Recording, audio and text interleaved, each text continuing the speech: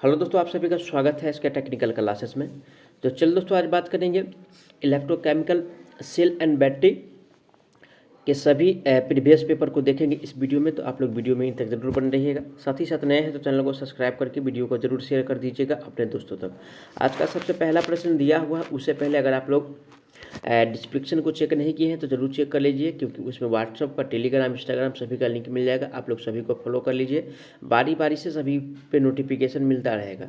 और दोस्तों, कुछ दिनों से आप लोगों के बीच यानी कि वीडियो नहीं आ रहा था, क्योंकि नवरात्रि का समय था और नवरात्रि में बिजी होने के कारण यानी कि वीडियो नहीं बना पा रहे थे। तो आज से जो है रेगुलर वीडियो अपलोड होगा, तो आप लोग यानी कि एक्टिव रहिएगा, क्योंकि एग्ज़ाम भी नज़दीक ही आप लोगों का बहुत नज़दीक होने वाला है। तो आज का सबसे पहला प्रश्न दिया हुआ है, लेड एसिड बैटरी में सेपरेटर की सामग्री किस प्रकार की होती है। यानी कि लेड एसिड में कह रहा है, ठीक है, यानी कि लेड एसिड में कह रहा है।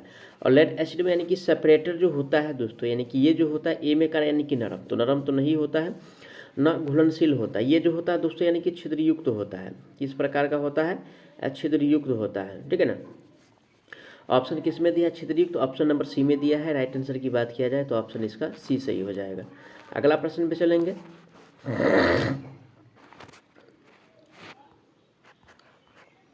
आज का अगला प्रश्न दिया हुआ है, एक लेड एसिड सेल की सक्रिय सामग्री है। यानी कि लेड एसिड सेल का सक्रिय सामग्री कौन सा सामग्री? असक्रिय सामग्री। और देखिए दोस्तों, यानी कि लेड एसिड सेल का सक्रिय सामग्री अगर बात किया जाए तो स्पंज लेड होता है। क्या होता है? स्पंज लेड होता है। ऑप्शन किस में दिया है? Sponge lead. ए में करा है कैडमियम ऑक्साइड। तो कैडमियम ऑक्साइड जो यानी कि सक्रिय सामग्री नहीं है, न सिल्वर नाइट्रेट है, न निकिल है। ये जो है यानी कि दोस्तों स्पंज लेड है, जो कि डी में दिया है। राइट आंसर जो होगा इसका डी सही हो जाएगा। आगे बढ़ेंगे नेक्स्ट क्वेश्चन पे। आज का नेक्स्ट क्वेश्चन से दिया हुआ है, लेड एसिड बैटरी में सल्फेशन का क्या कारण है। ठीक है, यानी कि सल्फेशन जो होता है, ये जो दोष होता है किस कारण से होता है। ठीक है, यानी कि सल्फेशन पूछ रहा है, ठीक है, सल्फेशन। और देखिए दोस्तों, यानी कि सल्फेशन जो होता है, ठीक है, मेनली रूप से ये होता है यानी कि अपूर्ण आवेशन। ठीक है, यानी कि इनकम्प्लीट चार्जिंग से क्या होता है कि सल्फेशन उत्पन्न होता है, यानी कि अपूर्ण आवेशन से। ठीक है, यानी कि अपूर्ण आवेशन से क्या होता है? सल्फेशन उत्पन्न होता है, जो कि ए में दिया हुआ है। राइट आंसर की बात किया जाए तो ऑप्शन नंबर इसका ए सही हो जाएगा। अगला प्रश्न पे चलेंगे। आज का अगला प्रश्न दिया हुआ है, बैटरी की क्षमता को किस में मापा जाता है। यानी कि बैटरी का जो क्षमता होता है उसको किस में मापते हैं। देखिए दोस्तों, बैटरी का क्षमता को मापते हैं एम्पियर घंटे में। किस में मापते हैं? एम्पियर आवर में मापा जाता है। ठीक है, एम्पियर आवर में मापा जाता है, यानी कि एम्पियर घंटे में मापते हैं। ए में दिया हुआ है, ए में क्या कह रहा है? यानी कि एम्पियर घंटा। तो राइट आंसर की बात किया जाए ऑप्शन इसका ये सही हो जाएगा। और आप लोगों को बता दें कि बैटरी की क्षमता बराबर जो होता है एम्पियर गुने घंटा होता है। ठीक है, आगे बढ़ेंगे नेक्स्ट क्वेश्चन पे। नेक्स्ट क्वेश्चन दिया है, कह रहा है कि सीसा एसिड बैटरी में डैश को विद्युत अपघट्य स्वरूप उपयोग किया जाता है। यानी कि विद्युत अपघट्य के रूप में जो प्रयोग करते हैं, किसका प्रयोग करते हैं? यानी कि लेड एसिड सेल में। ठीक है, लेड एसिड सेल में। और लेड एसिड सेल में जो हम यानी कि विद्युत अपघट्य का प्रयोग करते हैं वो H2SO4 का प्रयोग करते हैं। ठीक है, इसका नाम जो है दोस्तों यानी कि सल्फ्यूरिक एसिड भी इसको कह सकते हैं। क्या कहेंगे? सल्फ्यूरिक एसिड H2SO4 का। ऑप्शन बी में दिया हुआ है। राइट आंसर की बात किया जाए ऑप्शन नंबर ये यानी कि इसका बी सही हो जाएगा, क्योंकि बी में दिया है H2SO4। आगे बढ़ेंगे नेक्स्ट क्वेश्चन पे। नेक्स्ट क्वेश्चन से दिया हुआ है कि एक शुष्क सेल, ठीक है, यानी कि सूखा सेल, ठीक है, यानी कि ड्राई सेल जिसको कहते हैं, ठीक है ना, ड्राई सेल का वोल्टेज कितना होता है। देखिए दोस्तों, ड्राई सेल का वोल्टेज 1 यानी कि 5 होता है। ठीक है, यानी कि 1.5 वोल्ट के आसपास होता है। 3.6 की बात है तो ये जो होता है यानी कि लिथियम आयन सेल का होता है। ठीक है ना। तो राइट आंसर की बात किया जाए, 1.5 जो दिया है ऑप्शन ए में दिया है। करेक्ट आंसर की बात किया जाए तो ऑप्शन इसका ये सही हो जाएगा। आगे बढ़ेंगे नेक्स्ट क्वेश्चन पे।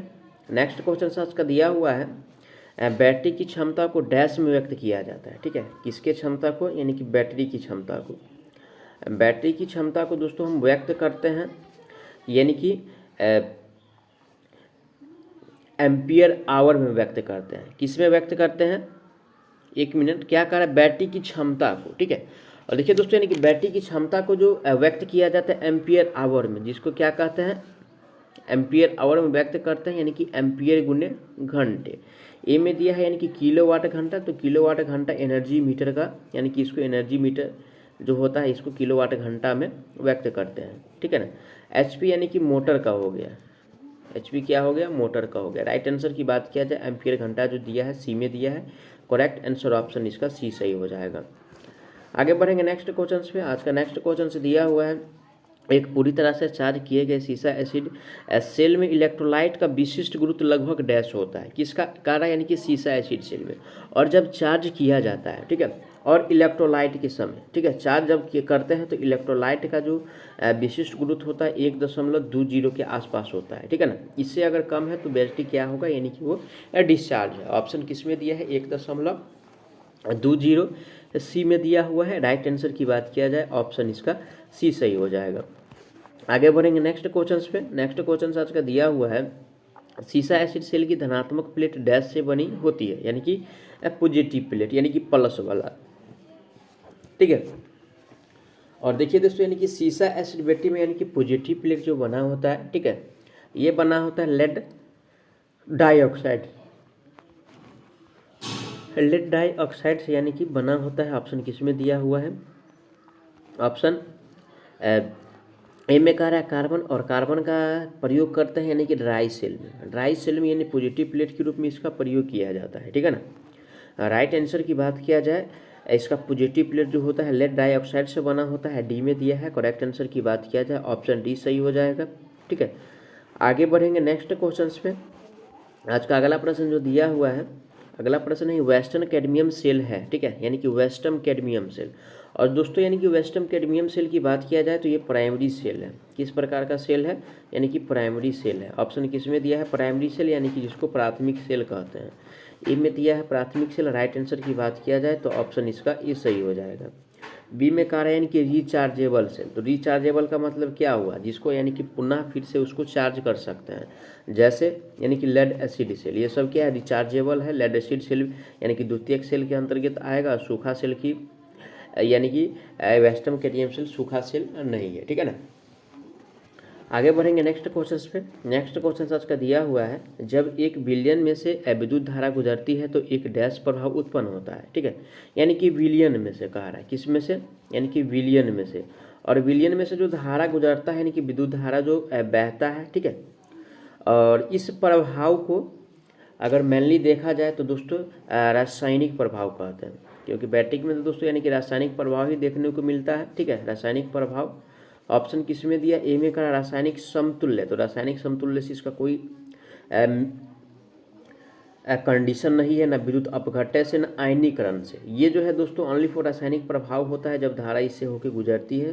तो राइट आंसर की बात किया जाए ऑप्शन इसका डी सही हो जाएगा। आगे बढ़ेंगे नेक्स्ट क्वेश्चन पे। आज का नेक्स्ट क्वेश्चन दिया हुआ है, धनात्मक विद्युताग्र को क्या कहा जाता है, ठीक है, धनात्मक वाला को, यानी कि धनात्मक जिसको यानी कि पॉजिटिव कहा जाता है। और पॉजिटिव वाला को क्या कहेंगे तो दोस्तों यानी कि एनोड कहा जाता है। निगेटिव वाला को क्या कहेंगे तो कैथोड कहा जाता है। ये सब ध्यान रखिए, क्वेश्चन जिससे एग्जाम में बनता है।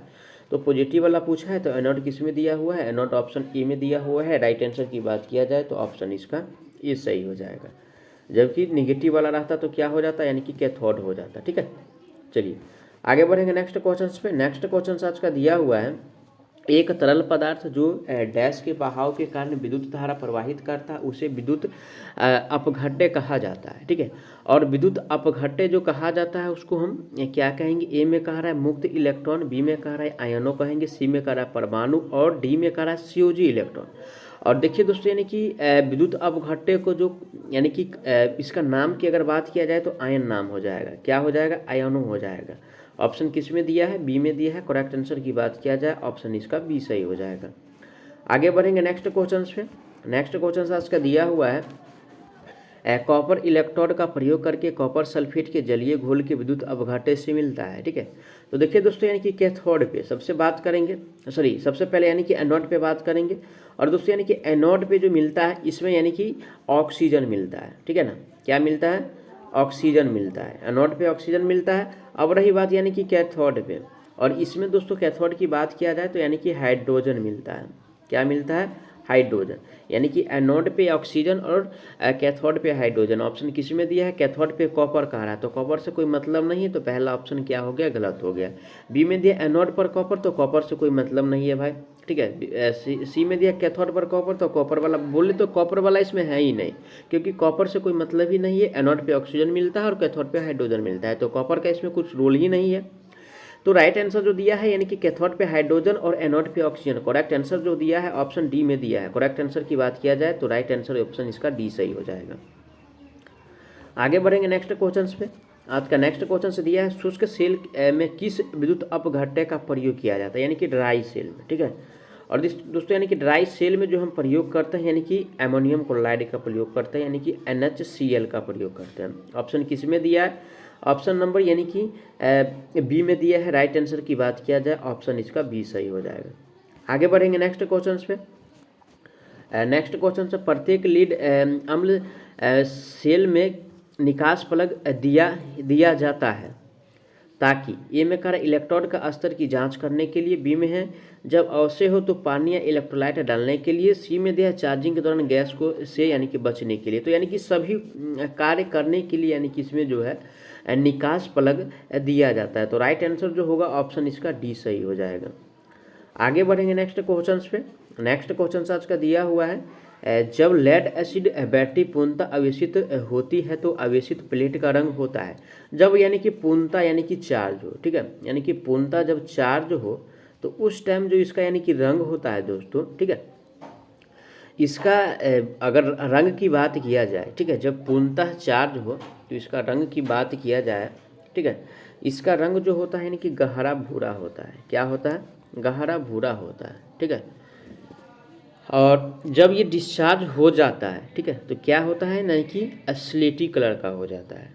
तो ये सब ध्यान रखिए, क्वेश्चन से इससे पूछा जाता है चार्ज के दौरान, यानी कि जब चार्ज किया जाता है, जब पूर्णतः चार्ज हो तो उसका रंग कैसा होता है, और डिस्चार्ज जब रहता है तो यानी कि उसका रंग कैसा होता है। तो चार्ज के समय यानी कि गहरा भूरा होता है, जबकि डिस्चार्ज के समय गहरा ग्रे होता है, ठीक है। राइट आंसर जो होगा ऑप्शन इसका सी सही हो जाएगा। आगे बढ़ेंगे नेक्स्ट क्वेश्चन पे। आज का नेक्स्ट क्वेश्चन दिया हुआ है आवेशन के दौरान सीसा अम्ल सेल का विद्युत अपघट्य डैश यानी कि बनता है। यानी कि आवेशन के दौरान, जब यानी कि आवेशन के दौरान जो इलेक्ट्रोलाइट का प्रयोग करते हैं यानी कि विद्युत अपघट्य का प्रयोग करते हैं, उस टाइम किस प्रकार का यानी कि ये बनता है, ठीक है। तो यानी कि इसको बनाते हैं सशक्त। किस प्रकार? यानी कि सशक्त बनाते हैं। ऑप्शन किस में दिया है? सशक्त। ऑप्शन नंबर ए में दिया है सशक्त। राइट आंसर की बात किया जाए तो ऑप्शन ए सही हो जाएगा, जबकि बी में करा दुर्बल। बहुत पतला हो जाएगा भाई, दुर्बलता प्रयोग करेंगे नहीं ना, ज़्यादा पतला का प्रयोग करेंगे, ठीक है। चलिए नेक्स्ट क्वेश्चन आज का दिया हुआ है प्राथमिक सेल में ध्रुवण को किसे हटाया जा सकता है। प्राथमिक सेल में कह रहा है, और प्राथमिक सेल में ध्रुवण को हटाने का यानी कि नियम हमको बताना है, ठीक है। और प्राथमिक सेल में जो ध्रुवण को हटाते हैं, सेल की इलेक्ट्रोड को क्या करेंगे, यानी कि लेपन करेंगे, ठीक है। लेपन अगर करेंगे तो यानी कि ध्रुवण हट जाएगा। ए में दिया है। करेक्ट आंसर की बात किया जाए ऑप्शन इसका ए सही हो जाएगा। नेक्स्ट क्वेश्चन पे चलेंगे। नेक्स्ट क्वेश्चन से दिया हुआ है सीसा अम्ल बैटरी को विसर्जित अवस्था में ज़्यादा देर तक नहीं रखना चाहिए, वरना ए में कह रहा प्लेट असल्फ्यूरिकृत होंगे, बी में कह रहा है अम्ल वाष्पित हो जाएंगे, सी में कह टर्मिनल सक्रित हो जाएंगे, और डी में कह रहा विद्युत अपघट्य विशिष्ट घनत्व तो बढ़ जाएगा। तो इसका घनत्व तो क्या हो जाएगा, यानी कि इंक्रीज कर जाएगा, जो कि डी में दिया है। राइट आंसर जो होगा डी सही हो जाएगा। बेसी टाइम तक अगर इसको डिस्चार्ज अवस्था में छोड़ देंगे तो विद्युत अपघटन का विशिष्ट गुरुत्व जो होगा यानी कि घनत्व जो होगा यानी कि बढ़ जाएगा। मैं आशा करता हूँ आप लोग सारा प्रश्नों को अच्छा से समझे होंगे। अगर कोई भी प्रश्न में किसी प्रकार का डाउट है तो आप लोग उसके लिए कमेंट कीजिए, आपको जवाब बहुत जल्द मिलने वाला है। तो चलिए मिलते हैं नेक्स्ट पार्ट में, तब तक के लिए जय हिंद।